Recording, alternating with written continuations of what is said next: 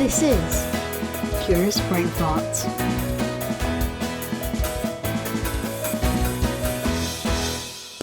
Bienvenue. Willkommen. Welcome. Hola. Oh no, that's hello. To Curious Brainfarts. It's a joy to have you with us as we go on a little journey, dodging about a topic we're curious about. For me, a curious brain fart is a nice little nugget of something that we can chat about because we're interested in. What about you? Yeah, very similar. Unlike your normal farts, your curious brain farts don't tend to stink the room out quite so badly. But apart from that, they're very similar. And they can be very aromatic. Very. And they are impromptu, involuntary, just thoughts that pop into your noggin and we chat about them. If you'd like to get involved, then why not drop us an email to curiousbrainfarts@gmail.com with any of your thoughts and ideas on something you'd like us to get curious about.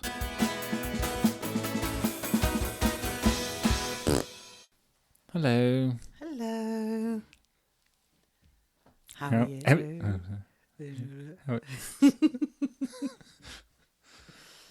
I wonder what other ways we can start this. Okay, what's the last thing you bought? Some cystitis medication and some hot cross buns. Lovely. I'll just say hot cross buns. Maybe there's other ways we could start this. What time did you wake up today? Oh, I woke up at 6:15. I woke up at 4 a.m. That's great. Needed to go to the loo. I see. I did go back to sleep. Was it a 1 or a 2? It was 1. Overshare. Nighttime movies. And I took the opportunity to listen to a little meditation type thing as I went off to sleep. Lovely. Super. How else could we start this? That's what I was just thinking. Paul, Lou, what's one thing you're grateful for today? I would say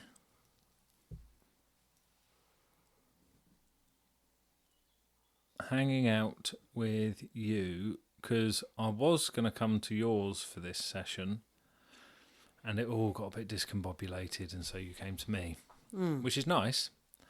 And yeah, I'm grateful that you're here. What about you? Well, you actually stole my one, because that was also my one.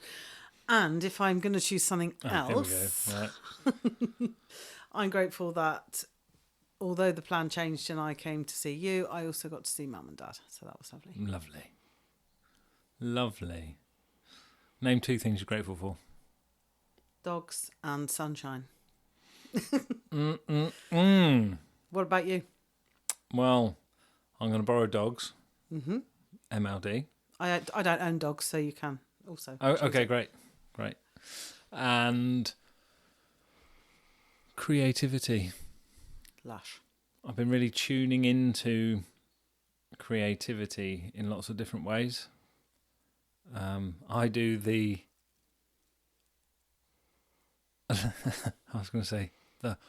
I do the covers for the episodes.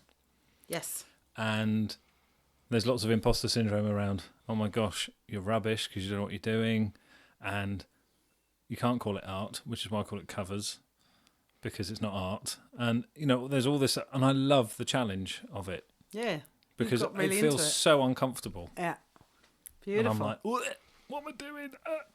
Lush. And I'm doing creativity in lots of other ways as well. Yes, you are. Which is nice. Which is very nice. So, what are we going to tune into today from a topic perspective, Paul? I'm going to hit the random theme generator. I won't pull the lever. I'm going to hit it. Okay. Fine. Violent, but okay. Because I want a prompt answer, okay? Fine. And then let's see what it spits out. Random theme generator.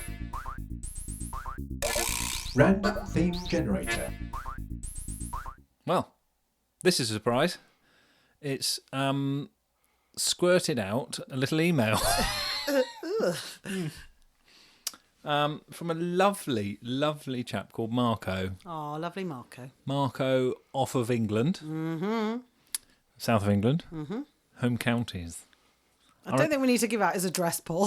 I think he's quite posh. By From the home counties. yeah, Marco from the universe. Yeah. A person called Anyway, Marco, thank you very much for getting involved. We're very grateful.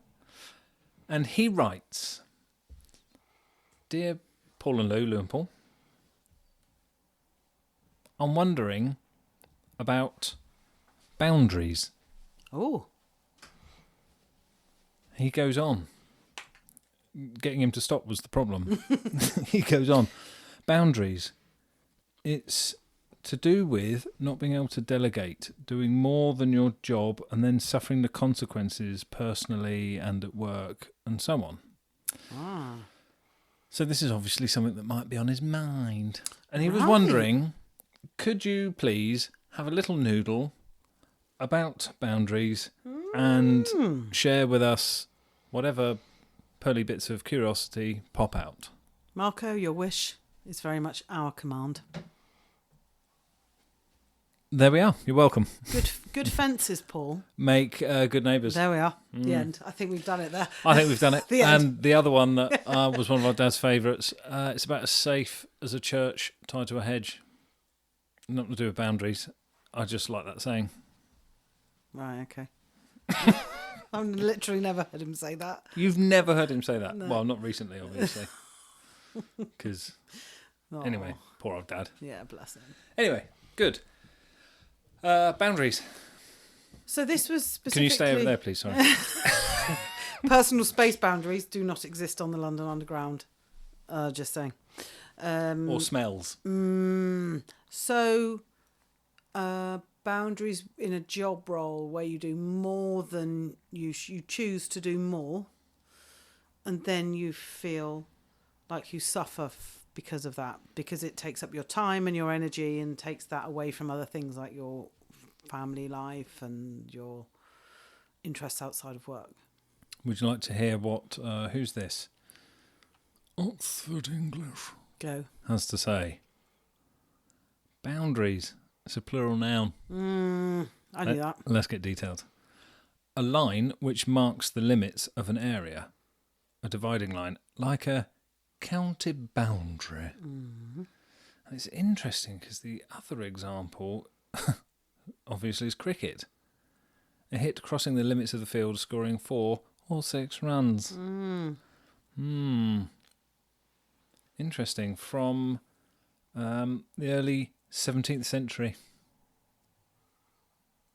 So it's the edge of something. And it's, yeah, well, it's of dialect bounder from bound, when something was bound. Ah, that makes sense. Yeah. Very interesting. And not anything what Marco was going on about. Yes, and it's 100% what he's going on about, because how do you know if you've strayed out of your territory, either literally or metaphorically, and into somebody else's, if you don't have any boundaries? Do you know what's pinging in my head? We do work sometimes with teams of different levels, or, you know, in all sorts of different settings. And sometimes they're very, very discombobulated because they are playing out of position. In other words, they are part of the time in their area, and then the other part of the time they're trotting across the fence or kicking the fence down and going into somebody else's area. And the other person's going, "You're in my bit. Go back to your own bit, please." So, you know, when people go over these boundaries, they might not even realise they've done it, but it can cause upset. Yes. I thought what was interesting in terms of the definition, just to clarify my point, is that was talking about physical space, and well, it was actually all talking about physical space, because it was cricket boundary or county lines boundary. not the boundaries that that Marco is curious about. Yeah, and I guess what I was saying is it's, that same exact language is the language we use to define all sorts of boundaries, whether they're physical or not. I was just I suppose I was disappointed that it didn't include that aspect in the definition, because it's such a big part, I think, having good boundaries. Yeah. So what are good boundaries? Well, I think that very much depends, doesn't it? Because a lot of it comes back to choice. Well, yeah. And if you're an extrovert and I'm an introvert, your boundaries around how long you can stay at the party and mine are going to be very, very different. And there are some individual boundaries, some collective boundaries. We hold as a society certain boundaries. It's not okay to in England, in the UK where we are, it's not okay to walk around with a gun.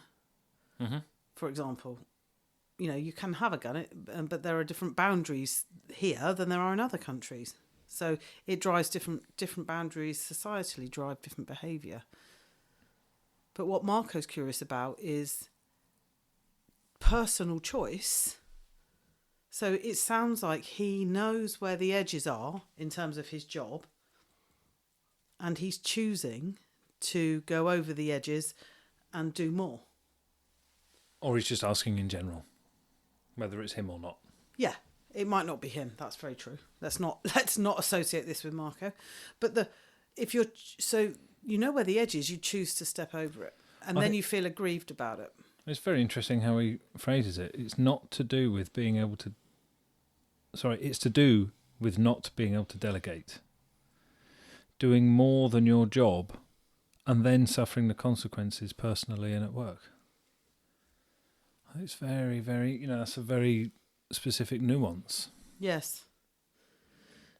Well, then the question that pops into my head is, why do you find it challenging to delegate? And how does delegating enable good boundaries or not? Because again, it's coming back to we could even use the introvert-extrovert example, that the introvert could delegate to the extrovert, stay longer at the party, and, send my regards when you leave. And I have to trust, if I'm the introvert... I can't remember whether I said you were the introvert. I wasn't paying attention. No. Well, brilliant. So let's say I'm the introvert and I delegate to Paul that he will stay and give my best wishes and kindest regards to the people hosting the party. If I want if I want that to enable me to leave, I need to trust that he's going to do it. So I think underlying boundaries is a sense of trust in yourself and in the people around you. So if you're struggling to delegate, as an example, and you're thinking, I need to do everything myself, some of that's going to be about you. Some of that might be about the setting you're in and the people around you. Of course, the only bit you've got any control over is the bit that's to do with you. So the curious thing there is, what of this are you bringing? How much of this is about you? Because even with collective boundaries, you have to put your hat in the ring. You've got to be able to say something about where you feel the edges are. Yes. And then you'll say something, and that might expand the edges or it might contract the edges, depending on where we agree the boundaries are that are useful, helpful, safe, and which is different. So that's because I think with delegating, we would have to have had a conversation about, you feel the need to leave, or I feel whichever way it was. Someone's leaving. Anyway, yeah, the introvert is leaving. Okay, just get out. The extrovert is going, yeah, no, that's totally fine. I'll pass on your budgie regards. So there has to be some cooperation, some collaboration there for there to be a form of delegation. And then with the other one around doing too much work and then suffering the consequences, that's a choice. You're choosing, because if there are consequences, which don't sound positive, you are choosing to exit your own boundary. You're choosing to stretch out of that and do overwork, let's call it, other people's, or whatever it is, for whatever, positive intent, bad intent, doesn't really matter. Yeah. You're stepping over a boundary yourself. You're choosing to do that. Yes. And I think that to hold any boundary with yourself, with anybody, it does require that dialogue.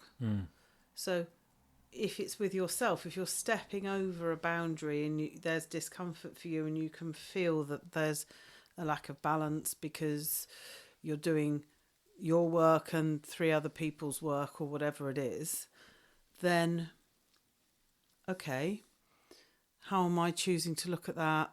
There's a lot, there might be a lot of poor me, going on, or Imposter syndrome, there might be superhero, all sorts of things, but you're not going to get past it or be able to hold the edges for yourself if you don't understand why it is you're overriding your own boundaries. I think often, and I can only talk for myself, I find it a lot easier to override my own boundaries than I do other people's.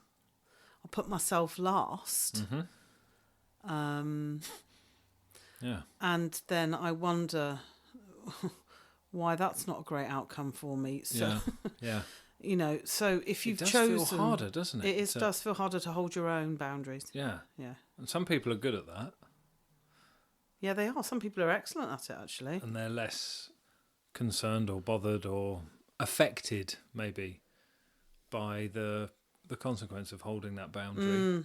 They're less affected by it, maybe. Why do you think that is? Because, there could be a number of reasons. The first thing that pops into my mind is they understand the value of that boundary. They know what it is they're protecting, keeping safe about themselves. And the other is that they don't expect the other person to understand that. So there's no requirement. I don't need you to understand or accept my boundary because it's mine. I think you're right. I think the fundamental thing is valuing yourself enough to police your own boundaries. If you don't value yourself, then you are going to have very flexible boundaries. And some of them should be flexible, you could argue, and 100%. That's absolutely fine. However, if you're feeling depleted by constantly overriding your own boundaries, then that may point to a lack of self-value, self-worth, self-confidence, something inside of you, which is brilliant news because that's fully in your control to do something about that. What I was just thinking about is, well, what if I don't know where my boundaries are? And it's like, yeah, that's a great question. And then I was thinking about, so when was the last time you were triggered by something? Well, so-and-so turned up late to a meeting. Interesting. And why do you think that triggered you? Well, being punctual is respectful, so it's disrespectful. So for you, that was crossing a boundary. You're disrespecting me, and part of that boundary is people being late. Now, it might be that you've never even thought about that before. So like the clues to our boundaries, which do need to be flexible, I think, with it, have an awareness of flexibility. The clue to our boundaries often sits in where we can feel like not necessarily extremes of things, but other ends of things. So one being irritated by someone turning up late. The other reason why you might cross a boundary is because you suddenly feel really valued. Lou, I'm going to come to you because, well, you're always really busy. So ask the busy person, and I think you're really great. And you're sat there going, I'm already overwhelmed with my workload, and it's nice to hear that. So I will cross the boundary because this gives me something. And now you might not have even, you might not have even thought of it in that way. Mm-hmm. You might just think, well, that's nice. I feel a bit better about myself. I can do this. Not actually thinking, hold on, I'm crossing a boundary here. Yes, and when you're talking about people being triggered, you know, and if you find yourself in a situation where it's trigger happy TV, then that might be your boundaries are very tight and constricting you. You have chosen to box yourself in so that, you know, the boundary markers are going off all the time. Dang, dang, dang, dang, dang, dang, dang. So actually easing those out gently, gently, gently. And maybe boundaries aren't like those physical boundaries. Maybe our personal boundaries are more to do with our sense of flex. So there's always some movement, but there is a hard edge, which is I will not allow my weekend to be So I'm happy to work later during the week, and I will not allow my weekend to be dominated because that is sacred time with my family. And that's the edge. That's the real edge. So you'll allow yourself to be pushed to a point. And it's knowing where those really big edges are for you. That I think is really, really important. Because otherwise you can't man mark the edges if you don't know where they are. That's why looking at those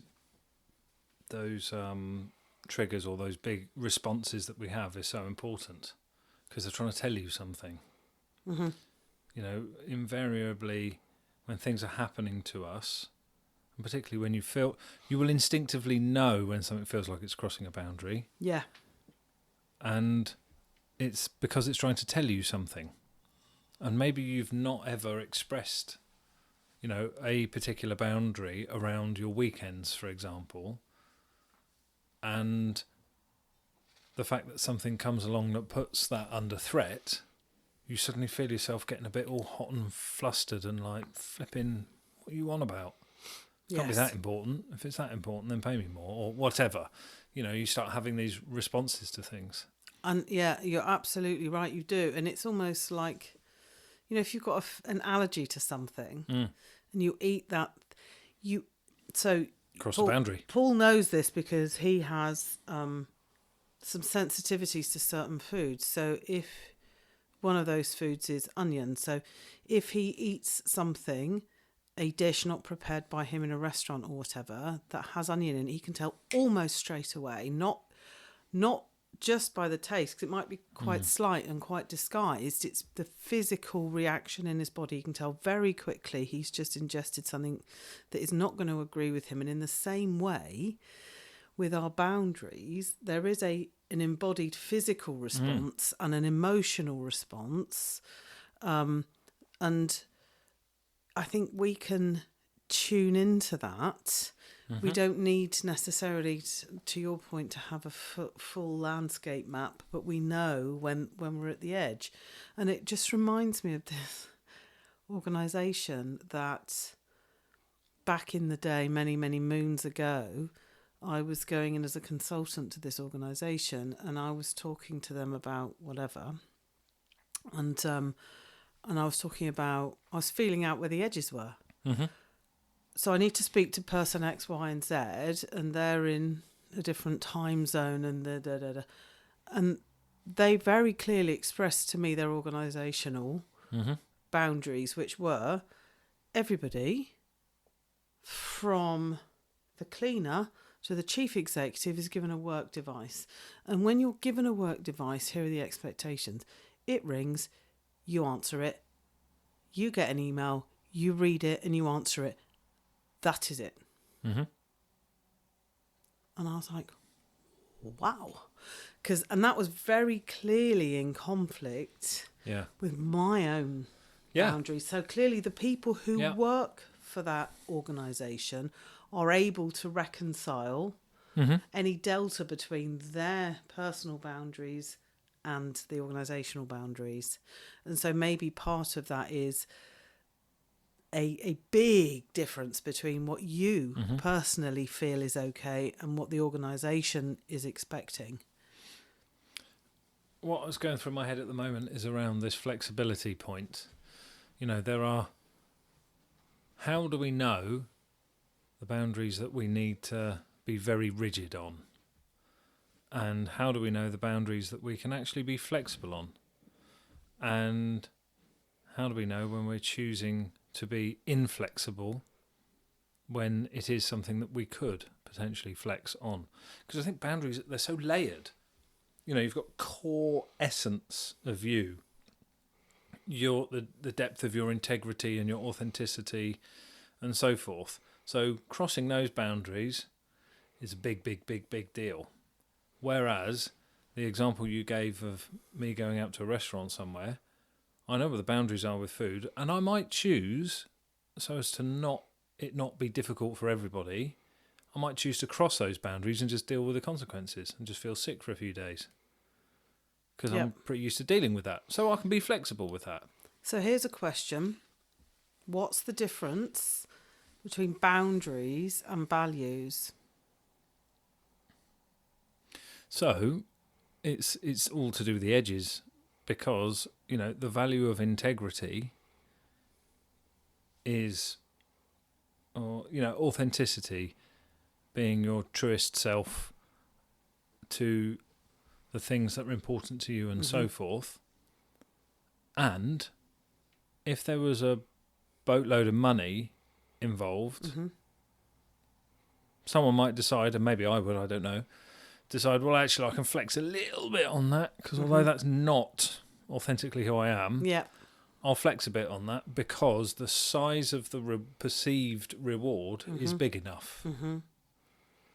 So the value is still there, and that's when you then start to feel that dissonance, that incongruence between, well, here's my value, and I now know I'm outside the fence. And I start to feel a bit... So values are those, as you say, that core of us, and when they get trodden on, and they can get trodden on in a very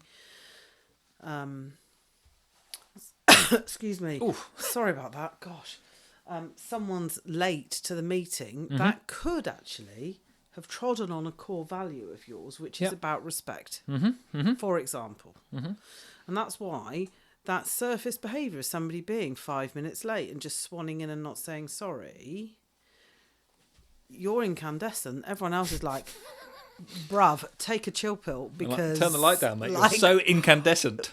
What the actual... Well, really, it's trodden... So some of those, not extreme overreactions, but some of those...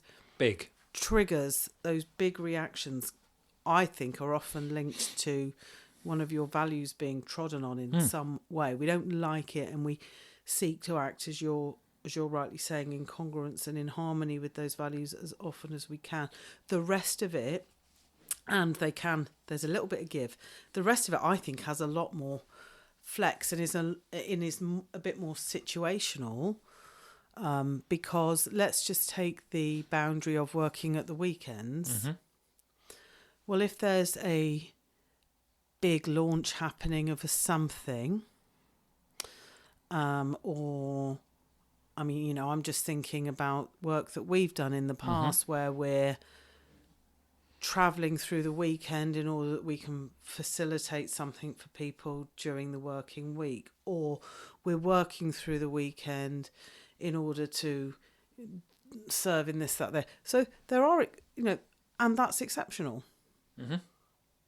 And so in certain contexts and situations, things can be as flexible as you like. It's just, if you're being asked to redraw the boundaries in a place which actually makes you really uncomfortable, it's going to cause you pain, and you're not going to want to do it.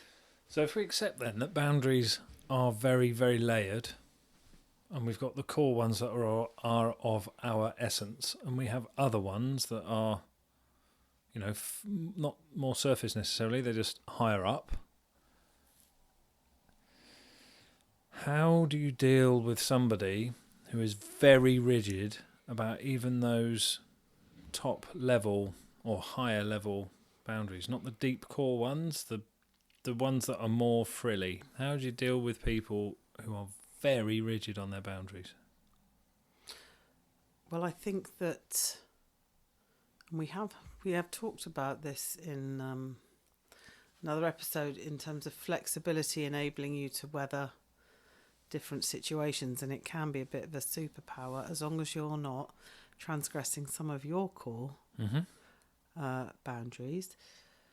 So if you're more flexible than the other person, you are more able to manage and handle situations. You're more resilient.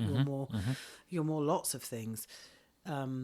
It could be that you look at that person, you go, why am I always accommodating X, Y, and Z for them? Because goodness me, it would be nice if they recognised my edges and boundaries every now and again. Which is a great sign that you're at the very edge. It is, and you need a rest, a break, they're not able, they're often with the people who are very, very rigid, their territory that they're in is a lot smaller than yours because you're more flexible, you're able to traverse and uphill and down dale.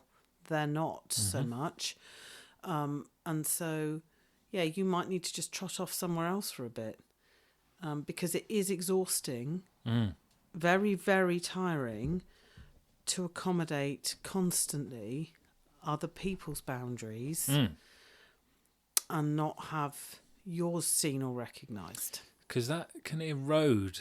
You can feel like your flexibility, so your willingness to make thinner the edge of your boundary because you're pushing out on it, constantly doing that then starts to wear thin itself, and then you're like, hold on, this is going to rupture and I'm not having that, which can then cause you to bounce back in, which is fine, to regroup and gather. I wonder how much of, like, all boundaries being very rigid, how much of that is connected to self-awareness, lack thereof, fixed, closed mindset. And then you have other things like empathy and being able to relate to people. Do you know what I mean? It's like there's almost clues. Either that or someone is so deeply, deeply, deeply narcissistic that they might be aware of all these things and they just could not care less anyway. Also, the other thing that's pinging in my head is neurodivergence, where people's brains are wired differently and they are therefore less able to pick up on social cues and empathy and other things. But what you find with things like neurodiversity is, of course, it is in and of itself a superpower. And so the rewiring means that whilst you might struggle in that way, you're a musical genius or you're super creative or you're in other words, it balances itself out. With somebody, I think, with very, very rigid boundaries, listen, I'm no psychologist, but my own sense of that is that person is very unsafe, wounded, hurt, unsafe, and they're trying to desperately keep themselves safe. And so they've got this small bit with some big walls and fences that they've made and constructed for themselves, and that they hang out. That's where they hang out. I've done a bit of work with some neurodiverse people as clients in the past, and there's that thing around boundaries being more. It's more to do with routines, having something more predictable, and I think in terms of boundaries, it's almost like the encouragement to say, what would it be like if you took one pace past the edge of that particular boundary? And I'm not talking about the core deep ones, the other ones, how they present themselves. And very often, once there is some evidence that they can tune into, so not necessarily just trying to connect with it emotionally, they actually need to be in a place where they feel resourceful enough to have taken a step forwards, has the effect of going, okay, maybe this is something of value because I saw a different reaction, a different response, because I was able to show up differently into a setting which is outside of what I would normally consider to be my boundary, and I've decided to speak up and engage with somebody or look them in the eyes whilst talking to them. I got a different reaction, which I'm noticing. It's a bit like an actor on a stage with the spotlight on them. Although you're broadly aware there's a wider landscape and a set and curtains, you can't actually see any of that. But if you bring the house lights up, which is effectively what you're saying, you illuminate more and more gradually. You don't flick all the lights on straight away, but you and you're the person stood on the stage. You actually see, oh, okay, that was the landscape all along. I just focused because I felt unsafe in on a really narrow bit. Actually, I can play in a much so. The boundaries are created by us, of course, designed ultimately to keep us safe, and therefore are up for flex and change at any point. They can be redrawn. They can. Very empowering. Beautiful. Really easy to say and takes work. Focus, real intention to change them. Yeah. And sometimes some support. And, yeah, that's normally quite helpful. Groovy. Amazing. Well, Marco, I don't want to say you're a legend, so I'll just say it anyway. You're a legend. And hopefully that sort of made you a bit more curious about boundaries. Love it. You're welcome. Later. Bye.